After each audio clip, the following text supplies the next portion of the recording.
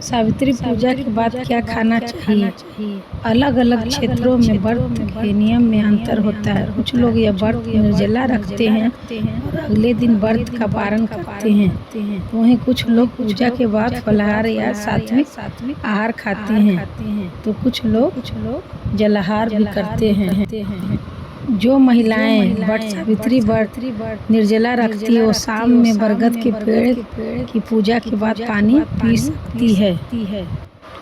पूजा के बाद भगवान को अर्पित किया गया भोग प्रसाद ग्रहण कर सकते हैं। कुछ समय तक उस ऊर्जा को अपने अंदर समाहित रख सकते हैं और फिर स्नान या धोने से भी बचना चाहिए। इसके अलावे पूजा के बाद बची सामग्री को उचित रूप से रखना या उपयोग करना महत्वपूर्ण है, जैसे कि बचे हुए फूल और माला को पेड़ की जड़ों में या गमले की मिट्टी में दबाना या घी और तेल को दोबारा उपयोग करना या दीपक में जलाना। पूजा करने के बाद नहीं नहाना चाहिए। सुहागन महिलाएं इस दिन पति की लंबी उम्र और वैवाहिक सुख की कामना के लिए उपवास रखती है और वट वृक्ष की पूजा करती है।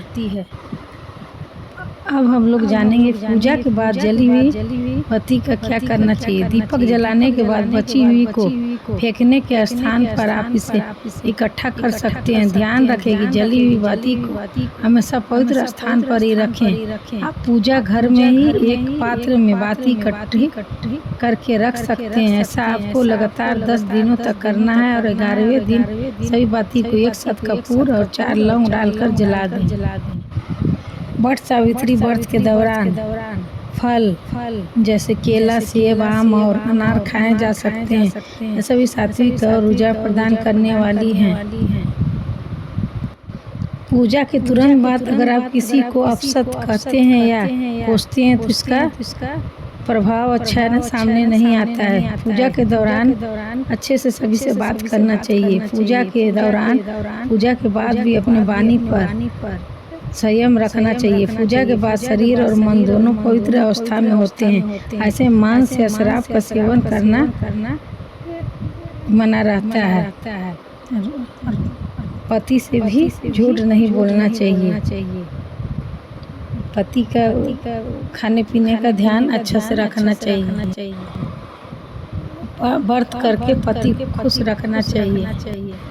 पति का जो पसंद का हो वही खाना बना कर खिलाना चाहिए।